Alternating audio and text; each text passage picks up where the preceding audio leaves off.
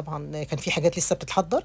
انا حضرت الحاجه من بدري، كنت صاحيه بدري جدا جدا. طب مخبية العريس من الجمهور ورفضت تقول اسمه، وعملت اوبن بوفيه في البيت وكل حاجة عمايل ايديها من الالف للياء، وفرحتها كانت ناقصة بسبب فقدها لحد عزيز عليها. كواليس كتير هنعرفها عن خطوبة ملك بنت جيجي ام البنات، فترى ايه اللي حصل وازاي عملت الفرح في بيتها وازاي حولت بيتها لقاعة، وليه مخبية العريس، فترى خايفة من الحسد ولا حاجة تانية. كل ده واكتر هنعرفه في الفيديو ده. كل يوم بتنزل فيديو بتشوق فيه متابعينها عن مناسبة قريبة، بس ما كانتش راضية تقول أي تفاصيل، وقعدت أسبوع بحاله تحيرهم، وفي اللي اتوقع إنها فتحت فرع جديد لمطعمها، وفي اللي اتوقع إن حد هيتجوز حد بعد ما جت اللحظة المنتظرة وأعلنت كل التفاصيل. كواليس خطوبة بنت جيجي أم البنات واللي عملته في الفرح ده أكل الجو من كل اللي حواليها، وما اشترتش أي حاجة جاهزة، كله عمايل إيديها.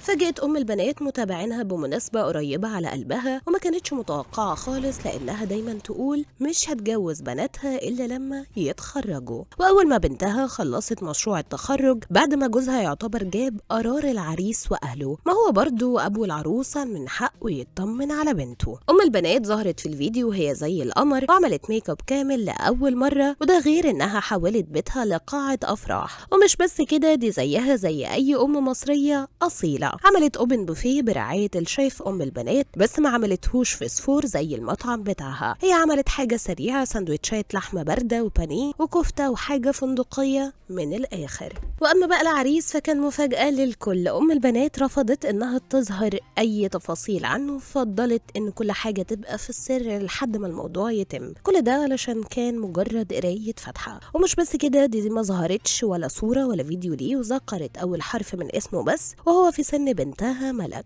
قرار جوازها جه اول ما عملت مشروع تخرجها في كلية الاعلام، وهو ما رضيتش تقول خريج ايه، وفضلت كل حاجة تكون فيها خصوصية، وده لانها خايفة من الحسد، وكمان علشان بنتها والعريس مش حابين ينشروا اي حاجة على السوشيال ميديا. بس فرحة جيجي ما كملتش وكانت ناقصة، لانها كان نفسها اخوها يكون معاها في يوم زي ده، بس هو رحل وسابهم، وفضلت شهور مختفية من زعلها وصدمتها لرحيله. وللي ما يعرفش، فأم البنات اسمها جيجي، وبدأ ظهورها على السوشيال ميديا من 5 سنين، وبتعمل فلوجات وروتين يومها، وده غير انها بتعمل اكلات وقلبت مطبخها استوديو، بس ما بتحبش تظهر بناتها ابدا، وبتحب يكون ليهم خصوصيتهم. ومن كام شهر فاجأت ام البنات السوشيال ميديا كلها بانها فتحت مشروع احلامها من اونلاين لمحل متر في متر، بس تشطيب سوبر لوكس، وما عملتش المطعم اكلات شرقيه ولا افرنجيه ولا حتى مصريه ولا حتى فرايد تشيكن. ام البنات قررت تكون مميزه، وعملت المطعم بتاعها في اسكندريه وخصصته للاسماك والجمبري وباستا بالسي فود، وبتعمل عروض على قد الايد،